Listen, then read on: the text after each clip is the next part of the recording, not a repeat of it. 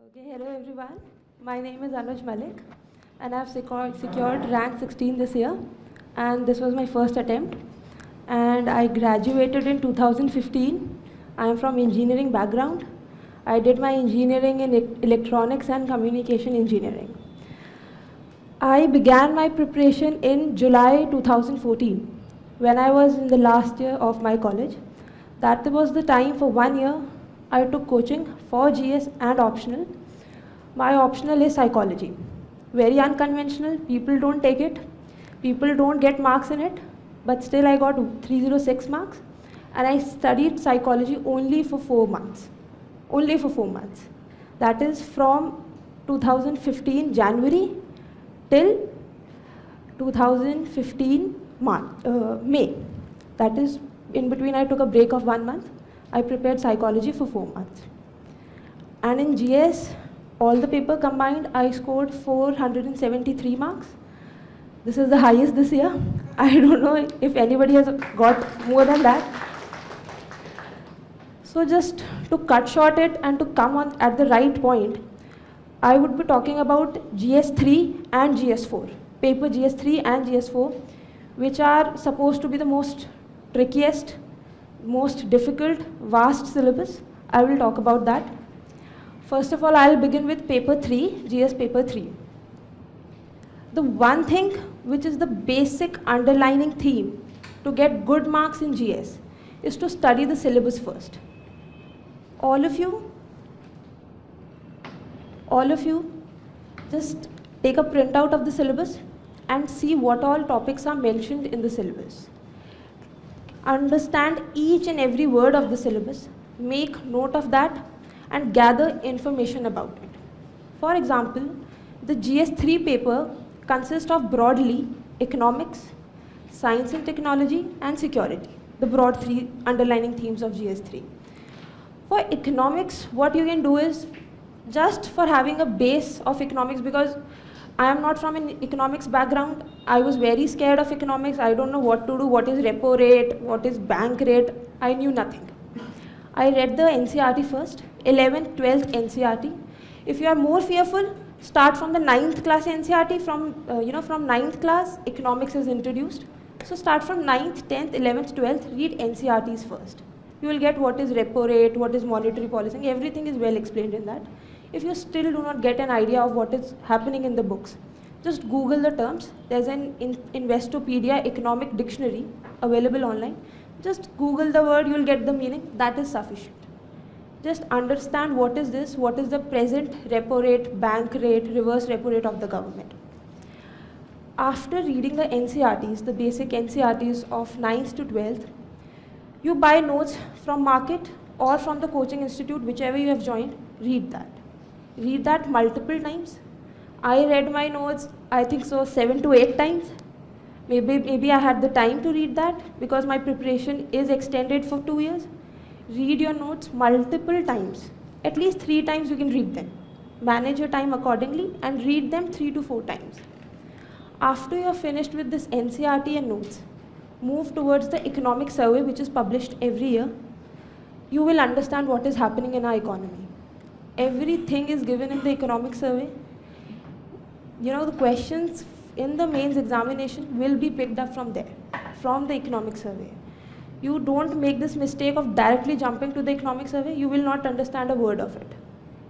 Begin, give yourself a strong foundation and then go to the economic survey and read about it. Once you have read economic survey, make notes out of it. Market में you will get बहुत सारे notes कि इस coaching institute ने economic survey का notes निकाला है, दूसरे ने निकाला, लेकिन आप please खुद से अपने notes बनाइए हर एक chapter के ऊपर.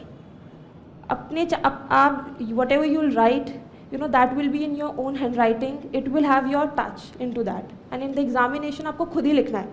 तो coaching institute से if you will read, आप शायद कनेक्ट ना कर पाएँ क्योंकि कोचिंग इंस्टीट्यूट ने किस कॉन्टेक्स्ट में वो लिखा है वो कॉन्टेक्स्ट मिस हो जाएगा अगर आप खुद से नहीं बना के लिखेंगे. तो just make notes for yourself and then revise them. Once you are done with this, your economics part is finished. You you will get good marks in prelims and for mains, that's for sure. If you have done this honestly and diligently on a regular basis. That is all I did for economics. I had no background of economics. I kept my strategy as simple as that. I have told you the secret, what I did, and it will surely help you. Then the next most trickiest part of GS3 is science and technology, which people fear a lot. That what they will ask, they ask allelopathy, they ask nanoscience mission, what they will ask, they can ask about any, last year they asked about the satellites which India launched. So what to do in these cases when you don't know the technicalities of the topic asked. For that you need to read about the current affairs, because everything that will be asked in science and technology will be from directly or indirectly related to the current affairs. So that's where Vision IS notes come into place. I was not very regular in reading newspaper because I was revising 7-8 times the notes. So I did not get very large amount of time to read the newspaper, but in the morning when you get up, or in the afternoon, or at night, give 40 to 45 minutes to the newspaper. Only one newspaper will be sufficient, whichever you like, the Hindu or the Indian Express, read it. Just read it.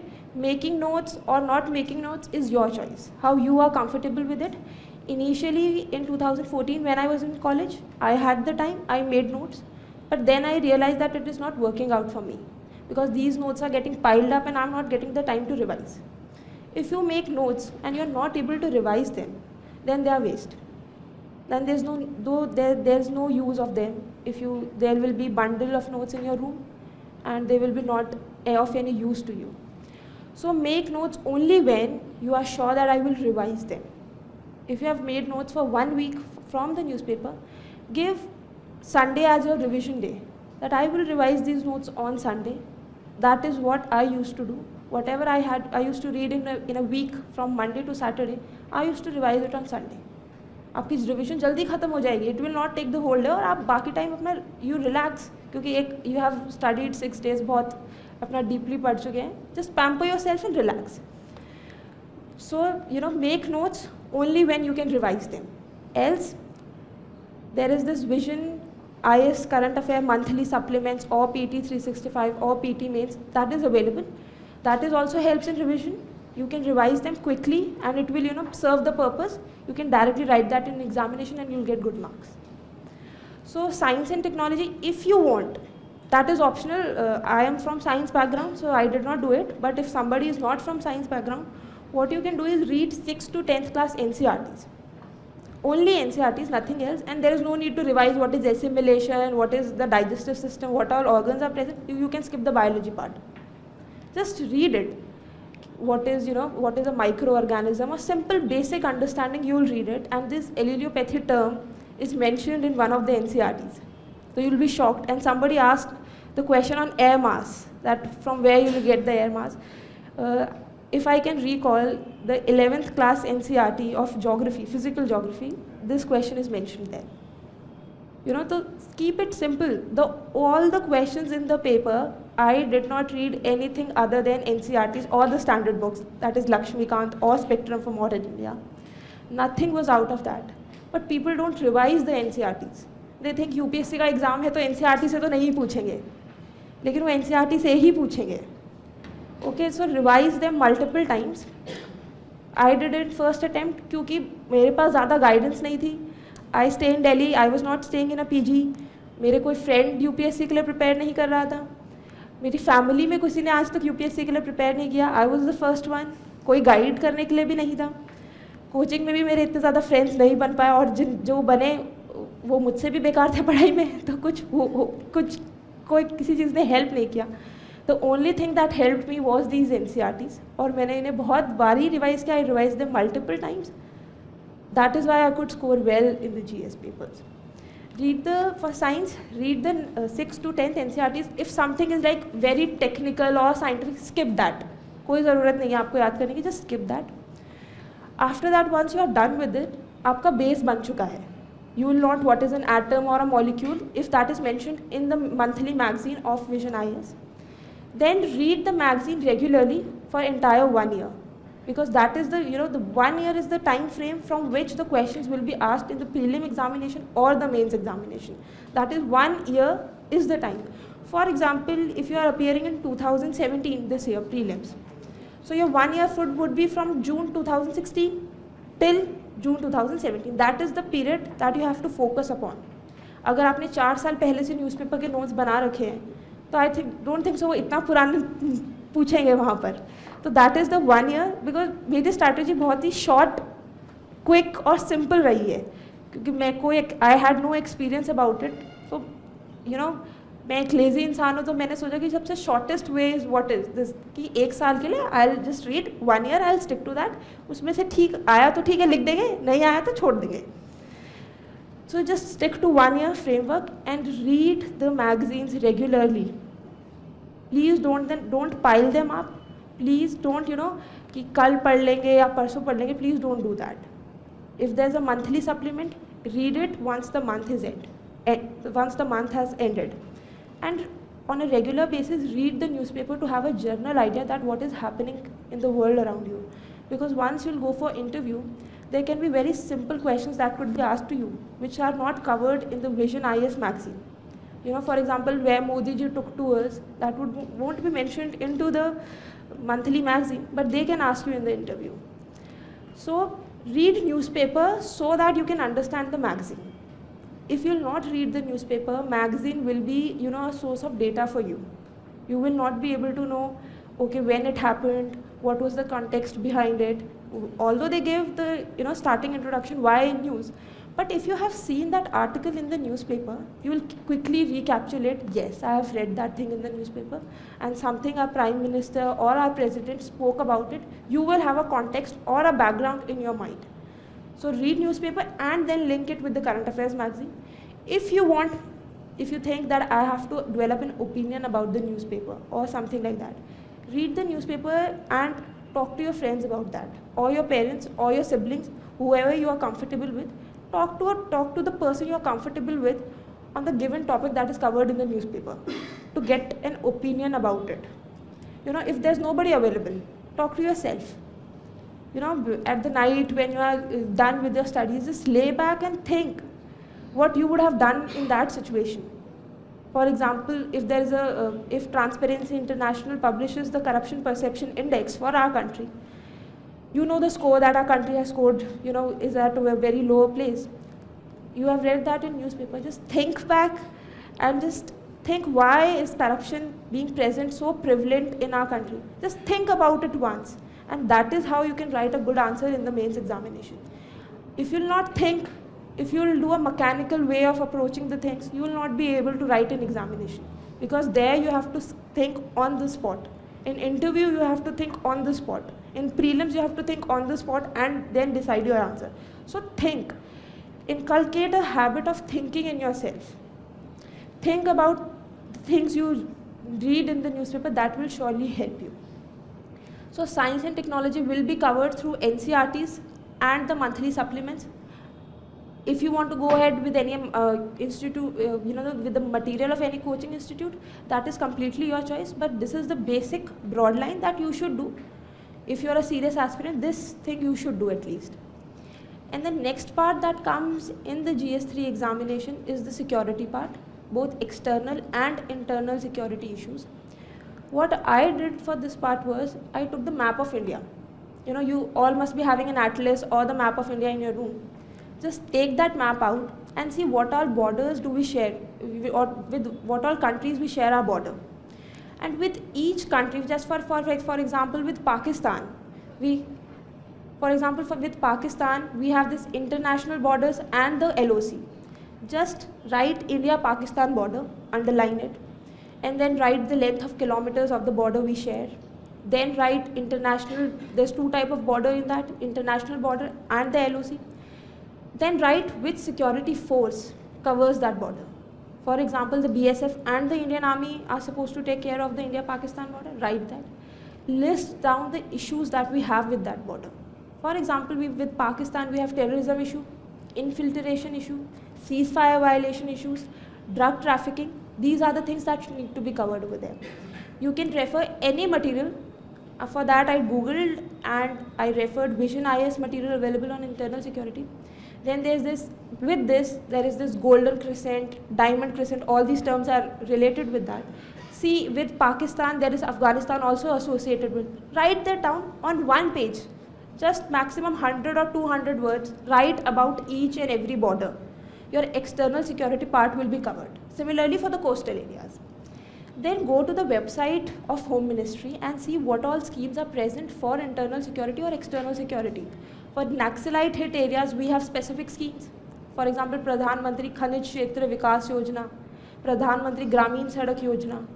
For coastal areas, we have Coastal Security Scheme. All these is present. You just summarize it on a paper. For every word of the syllabus, summarize it on a paper, Google it, or to go to the website of the concerned ministry, or refer to the material, but gather a one-page write-up on every topic of the syllabus. That is how you can revise very quickly when your mains examination is approaching. Because you must be reading current affairs, you must be reading n number of books, then how do you put all that together? This is how you put all that together. You have a write-up on every topic of the syllabus on one page, hardly 50 or 100 pages, that is the number of topics mentioned in the syllabus. Before the mains, revise that. Because this year, the pattern suddenly changed in the mains examination. It was more of a static type of a paper and not a dynamic one. We had very absurd questions to face with. So if you were not prepared about any worst situation, you would not be able to answer well in the examination.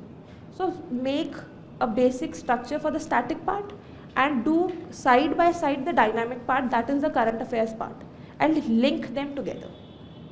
You have made your notes, you have read the magazines, now link them together.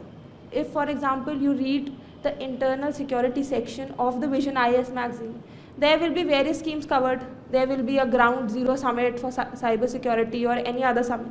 So you know what is cyber security, what is cyberspace, you have written that in your notes, you can link that together. And when you'll go for examination, you will have all your data at one place. And you can quickly flip through the pages and revise one day before the mains examination. That is what I do. If you feel that there is too much time pressure and we cannot revise one day before the examination, revise it before the mains examinations are approaching, and that will be done.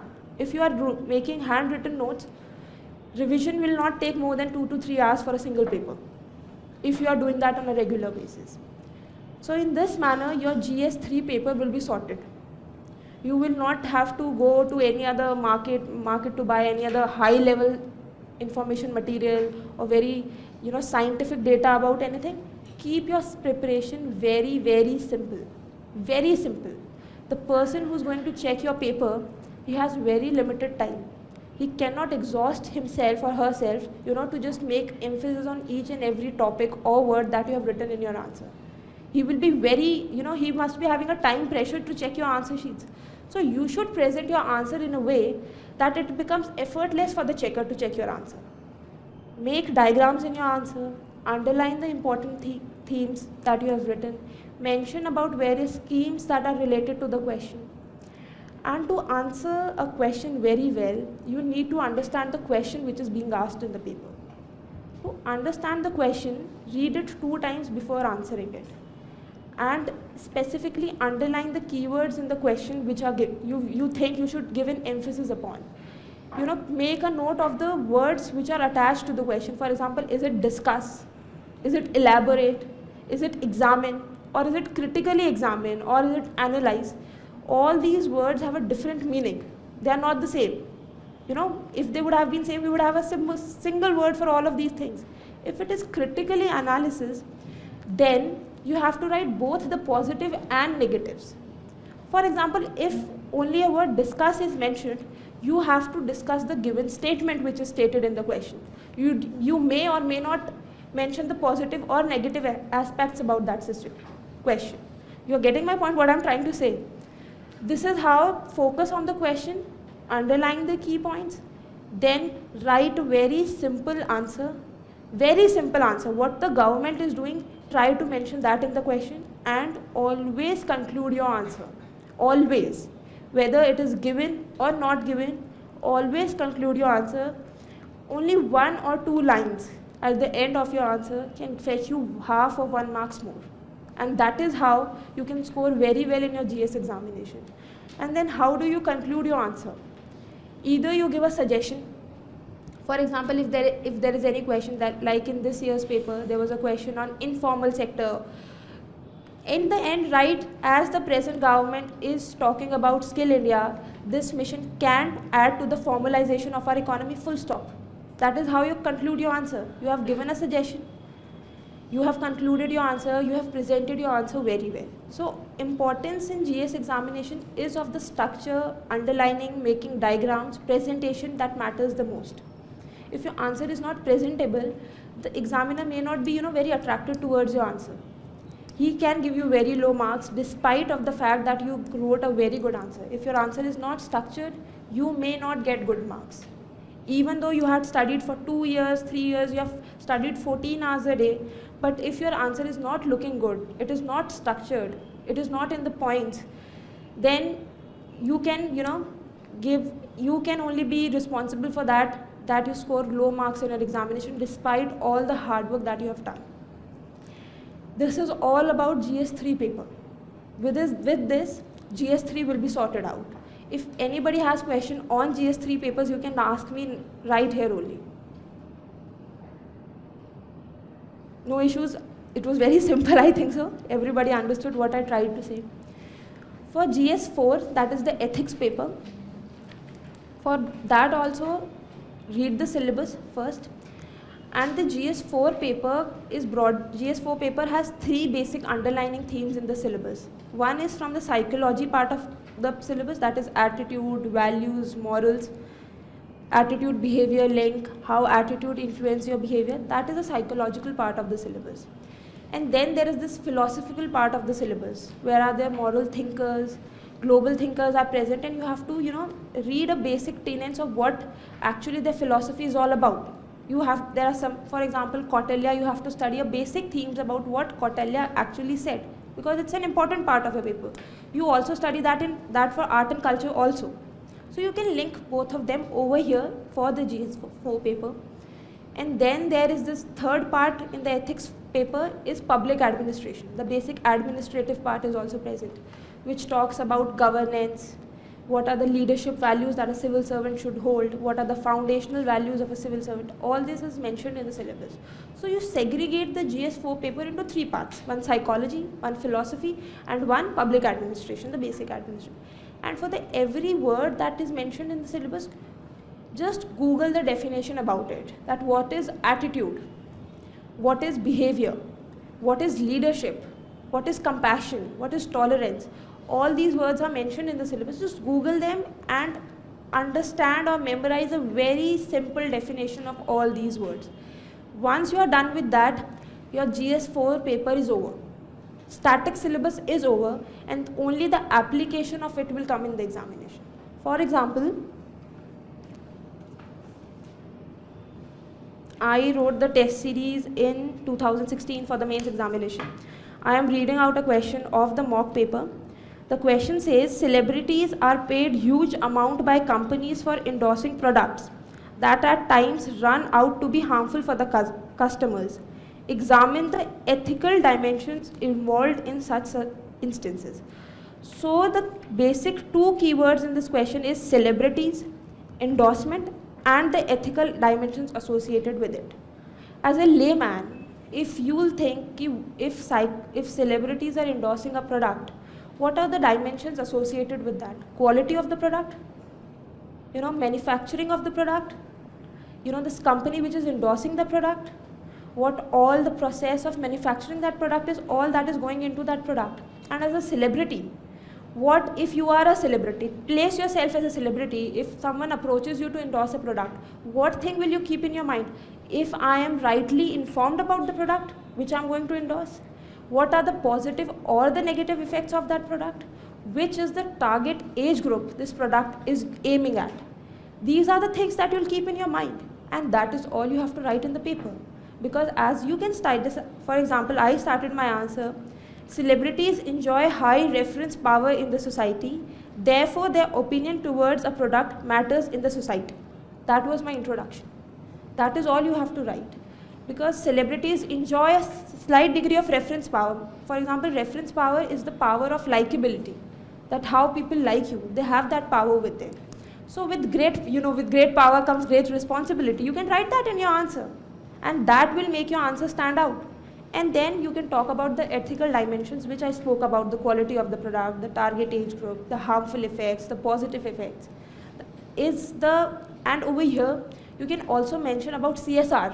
You must have read that in economics. You can refer corporate sector responsibility over here. Just mentioning this term in your answer will fetch you half or one more marks in the examination. That is how you can add value to your answer. Just as a layman, don't think I'm a UPSC aspirant, I'm going to be an IAS officer, so I have to write very strong technical answer to get good marks. No. You are a normal person, you are a normal student, like I was a normal student. I am a normal person right now. So just read the question. Things are happening around you in your environment. Just read the question and think what you will do in this situation. I know all of us have a sound mind, and we make choices every day in our lives. To buy a pen or to buy new clothes, we make choices every day in our life. So while writing the answer, I am 100% sure all of you can make an ethical choice, because all of us know what is wrong and what is right. And that is how you approach a case study. For example, for a case study,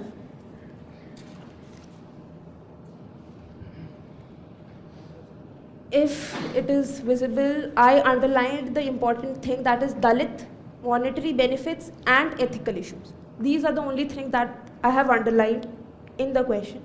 So likewise, when you read a case study, underline the most important things that are available in the question. Underline them. And then how you should write an ethical case study is, if you prepare your syllabus well, you will know the foundational values of a civil servant are mentioned in the syllabus. Write them on the margin of the question paper.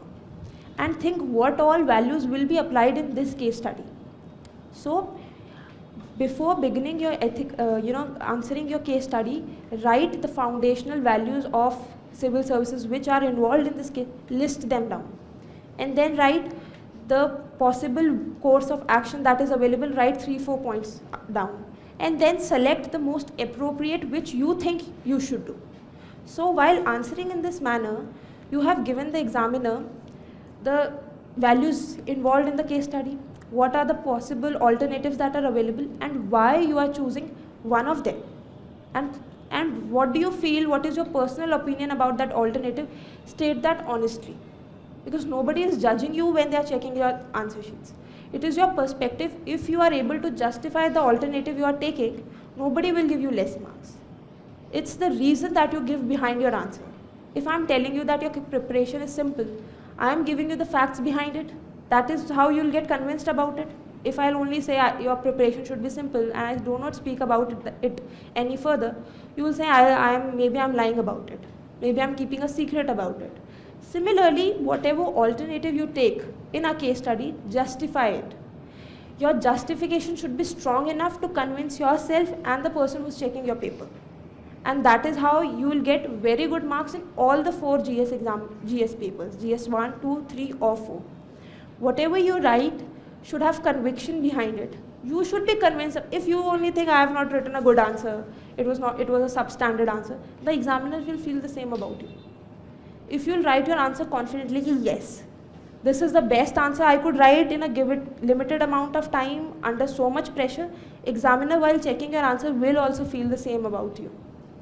If you'll feel I have given 5 attempts, 1 attempt, 2 attempts, 3 attempts, I am not getting good marks, as Anand sir mentioned, you should be confident about your answer. It does not matter if it is your first attempt, second attempt, third attempt, fourth attempt, it does not matter. Selection takes only 1 attempt. And whenever you give prelims,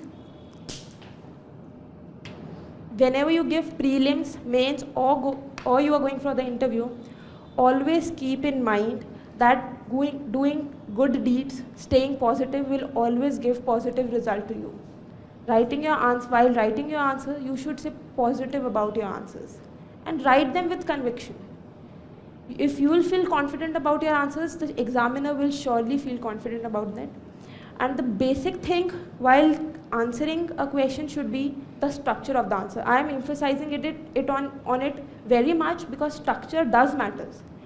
Whether it's essay, optional, GS paper, structure your answers. Whether it is interview, there also structure your answer. Give answers in key points. Like Anand sir mentioned, if you will say a lot of things, it can backfire. You will be counter questioned on that. You know, when you are given answer in an interview, it's like a press statement. You can't take it back. And they will ask cross questions on that. They will judge you for that. So be very calculated in what you speak, whether it's mains or interview. If you speak too much or speak too less, or you write too much or you write too less, for one question you are filling all the pages, and for the next question you have just written 2 words. It doesn't give a good impression. If you know a question very well, then also write only what is required in the question. And if you do not know the question, try to write the basic things that you have studied about that question. For example, somebody asked that what was the commission, McBride Commission, and there was associated question with UNESCO. If you have prepared honestly, you must be knowing something about UNESCO. You can write about that. Half your page will be covered, and they will give you 1 or 2 marks. If you'll keep your answer blank, it will not give a good impression. So try to answer each and every question in the paper. Don't leave your sheets blank, because half marks count, and you never know. 1 marks can take you above the cutoff marks. So attempt every question in the paper. You should not be like कि ये question तो मुझे बहुत अच्छे से आता है, इसके लिए तो मैं पूरा 2 पेज लिखूंगी, लेकिन ये नहीं आता तो मैं इसको छोड़ दूंगी. Fight for every marks in the paper. हर एक क्वेश्चन 10 मार्क्स का है या 12.5 मार्क्स का है, उसको उतनी रिस्पेक्ट आपको देनी पड़ेगी. ये नहीं है कि आप एक क्वेश्चन में बहुत अच्छा लिख दिया तो आपको 12 में से 15 मिलेंगे, ऐसे नहीं होगा. तो हर एक क्वेश्चन के लिए एक फिक्स्ड फॉर्मेट के हिसाब से चलिए, और हर एक question give importance to every question, and you will get almost equal marks in every question there. अगर आपने 5-6 क्वेश्चन में 6 मार्क्स ले भी लिए और 3-4 क्वेश्चन में आपको 0 मिल गया, वो बैलेंस हो गया. वो 6 मार्क्स आपके जो आपने वैल्यू एडिशन की थी वो आपके शायद अब किसी काम की नहीं आएगी. सो try to attempt every question. For attempting every question, you need to do answer writing practice. Everybody keeps on asking how to do answer writing practice, how should I begin, I do not have the enough knowledge to write an answer. If you follow a systematic way of preparation, like I said, if you prepare a note on every topic of the syllabus, you are doing answer writing. By collecting a write-up on every topic of the syllabus, you are writing by your own hand. That is what is answer writing. You have a practice of answer writing. And to answer within a limited time frame, to get it checked by an expert, you can join a test series for that. So that you know if I'm completing my paper within 3 hours or not, if I'm able to structure my answers within 3 hours or not, how many questions are of good quality, how many questions are average, or how many questions are below average in my paper out of the 20 questions. That you will be able to know by giving test series. By joining a test series and giving papers, that will help you to finish your paper on time. You have to finish your paper on time within 3 hours, and you have to answer every question. Whether you know or you do not know. Like a serious aspirant, show it to the examiner also that I have prepared, I have studied hard, I know something of the question, and you should write that. You will know something of the question. Whether it's very out of the box question, still you will have some idea about for example, the allelopathy question which came, it was linked with soil quality in the next behalf. You must be knowing something about soil quality. What all factors affect soil quality, you must be knowing after reading an NCERT. You can write about that. You can, in the end, you can write, yes, allelopathy will enhance all these factors of soil quality. It is not a wrong answer, though it is also not a right answer also, but it will surely give you some marks. And that is how you can maximize your score in mains examination, whether it is essay, optional, or GS examination. And for ethics specifically, there are books available in the market, but I personally did not read any book because I had psychology background, so I had material from my optional subject. If people are not having background from psychology, They can buy any notes they are comfortable with in the market. You can survey the market, and whichever handwriting you find readable, whichever coaching institutes material you are comfortable, whether it is Vision or somebody else, you can go to the market and pick up that. The only theme for preparation is that you should be comfortable with what you are reading. If your roommate or your friend is reading something, it is not necessary that you should also read the same thing. You should read only the NCERTs, the basic fundamentals that is common to all. Above that, if somebody wants to read a high-level book or a multiple times high-level book, that is his or her choice. But the basics, you keep your basics strong, you keep your core strong, that will fetch you marks in your mains examination and in the prelims also. And for the prelims, people say you should attempt maximum questions, किसी में तो तुक्का भी मार देना और ऐसा कर लेना वैसा कर लेना. I attempted 73 questions in my 2016 attempt, and from the official key is not available till now. From the various sources, my score was 132. So I only attempted only those questions which I was confident about. I am not a person who can take risks and take the questions which I don't know. Some people suggest the strategy, but I think you should attempt those questions which you are 100% sure, 75% sure, or 50% sure. Below that, you should not attempt that question, because it can fetch you negative marks, and prelims is the most difficult stage of this examination, because many aspirants appear for that. Even if you are very good at answer writing, but you don't clear prelims, it is of no use. So prelims, I personally feel prelims was the most toughest for me, because I was not very good at ticking answers or selecting one of the 4 alternatives. It was very difficult for me, but I did what suited me, what I thought will work out for me. You can similarly devise a strategy for yourself, but focus the most on the prelims part, because unless you clear prelims, you won't be able to give a mains examination. So stay disciplined the most, study the most for the prelims, and likewise for every other stage, your burden will be decreased. If you study the most for the prelims, your mains will be less difficult, and your interview will be even more less difficult than your main stage. So give your best for the prelims, prepare on every topic of the prelims so that it is related with your main study. Do not segregate कि ये prelims का है तो ये mains में नहीं आएगा. कुछ चीज़ें होती हैं जैसे environment, science and technology, factual details हैं जो prelims के लिए important है, शायद mains के लिए नहीं होंगी. But if you know the factual details, you can write that in your answers also. So you don't segregate the two things. कि prelims अलग होता है, mains अलग होता है और interview अलग होता है, ऐसे नहीं, ऐसे मत करना please. तीनों के लिए you just follow a pattern, integrate the 3 stages of the examination into one, and prepare for all of 3 simultaneously. Don't segregate. 1 month before the prelim examination, you need to segregate. You can't study your optional before 1 month of your prelims examination. That is where you have to revise factual information. But for a longer duration, for a 1-year time frame, integrate all these 3 into one. That will help you to get better marks in prelims and in mains also. Going forward with the other 2 GS papers with 1 and 2. For paper 1 also, I studied the basic for the history for Bipin Chandra, the NCERTs for polity, Lakshmikant, the standard sources which all of you refer. I referred the same. I revised. The only thing I did was I revised everything multiple times. I made strong that if anything comes in the paper, I am able to recollect things and I am able to deliver that in the paper also. That will only come with revision. So don't indulge yourself in something which later on you cannot revise. Do only that, study only that which you can revise before your examination. If you'll do reading of 10 books and you're not able to revise them, it is not of no use. So study things which you can revise and integrate the things together, and don't compartmentalize that this is for GS1, this is for GS2. Any article of polity can also be written in your ethical case study also. For example, fundamental rights, directive principles of state policy can be mentioned in your ethical answers also, in your case studies also. They can be mentioned in GS3 paper also. So for example, if a Buddhism, there was a question on Buddhism, Buddhist stupas in GS paper 1.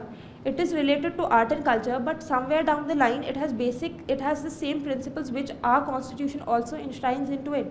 So relate things together, relate all the papers together and follow a comprehensive strategy for all the papers.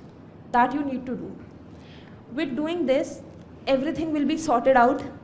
धीरे धीरे करने से सारी चीज़ें अपने आप हो जाएंगी. पहले दिन just don't panic कि मैं इतना सब कुछ कैसे करूँगा, सारा सिलेबस एक साथ कैसे करूँगा. Step by step, your preparation will have its foundation. Go step by step. Do 3 topics, 4 topics a day, revise them before sleeping, go step by step. Don't rush into the preparation. Don't get demotivated easily. Just don't take any step in a hurry. Don't be motivated, all the time that you do not have time for anything else. You have a personal life. UPSC is not the end of your life. It's just a normal examination. It's just a normal career option for you. So don't make UPSC examination a matter of life or death for yourself. So go step by step. Don't rush into anything. Do things step by step and result will surely come. I was a normal girl. I had no background of humanities, nothing. I did things step by step. I believed in myself. So you should all also do that. You can do it. Everybody in this classroom can do it. You are no less than anybody else. You are no less than a topper or a ranker. You are no less than anybody. You can do it. You can surely do it. Just follow a systematic way of preparation. Move step by step. That is all I have to say. Thank you. If anybody has a doubt, you can ask me. Sequence of study for GS papers. Maybe just say we divide like per day was studying GS1, per day GS2. So how do you do it? I have read psychology, and from a psychological perspective, I can say you need 1 or 2 hours to warm up, to get into the feeling of a subject. If you will switch subjects very quickly, for example, half the day you are doing modern history and other half day are doing polity, you will not be able to do good in any of them. You need certain degree of time, half an hour, 1 hour, to get familiar with the subject. You have to start, to get the feeling of what you are reading. So for at least for 2 days, revise one subject and then move to another one. Switching subjects, too quickly will give you, will only confuse you. So just at least give 2 days to one subject. That will help you and that will give you more better results, I think. When is the right time to start the GS? I did after my prelims, but I know people who have cleared examination, they started it before prelims. I was not very confident before prelims of mains, so I did not join any test series before prelims. I joined it immediately after my prelims. Once I calculated my score that yes, I will be giving mains, I did my test series after that, and it helped me. So I think so you can join a long term. If you have given 1 or 2 attempts, then you can join the test series before the prelims examination also, because you have a certain degree of base with yourself. But like if somebody is beginner giving examination for the first time, let your prelims finish and then go for a test series. Don't burden yourself too much.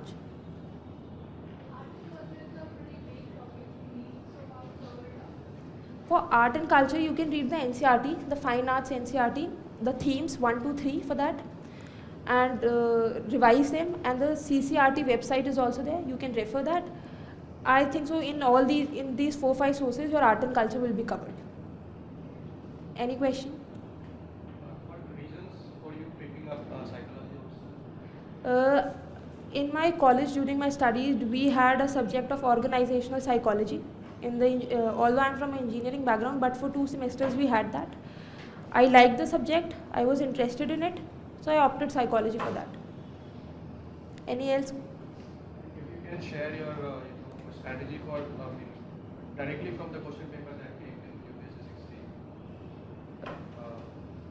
Question that came in 2016, if you can share. For which paper? Paper 4. Paper 4. There was a question on anger management in paper 4. For what I did, I made a block diagram for that.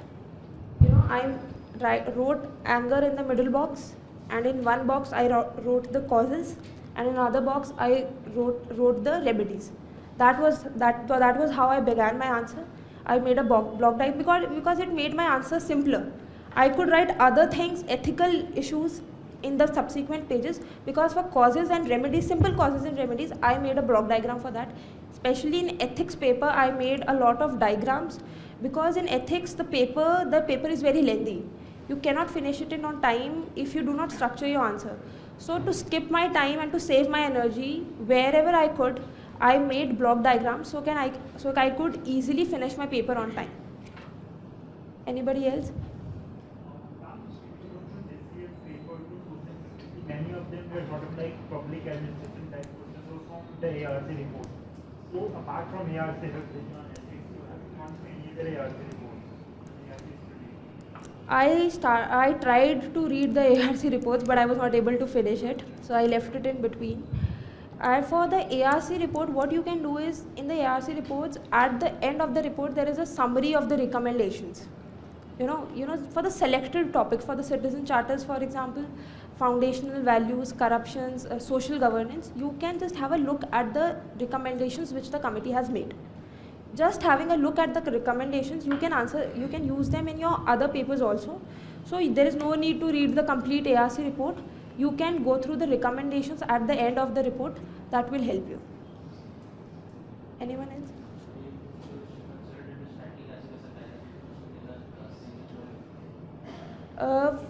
I used to write on A4 size sheet, loose sheets. So whenever a related topic came, I used to staple them together. So that is how all my material was at one place for a given topic.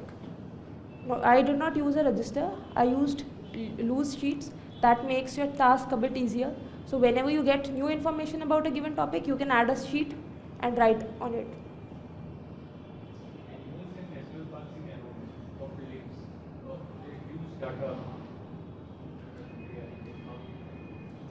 The questions in the prelims will be most probably from the one which are in the news. For example, recently UNESCO added a national park from Sikkim. Chandigarh was also added in the heritage list. So the questions will be from the current affairs, and of late, as I have observed, there is a special emphasis on the national parks and sanctuaries from the northeastern side. So that is the area where they are, putting their focus on. So you can also you can also focus on the sanctuaries or the national parks given in the northeastern region and which are in the news. That will also help you. What are your strategy for essay writing? For essay writing, as I mentioned that I did GS in a very systematic way. So I used my information from GS for essay. So as Anand sir mentioned, as he talked about essay, that you should give yourself some time before selecting a topic. In paper, it took me 15 minutes to select which topic I will write. And after that, on the last sheet of, for example, I have this essay sheet with me. Shweta? Essay sheet.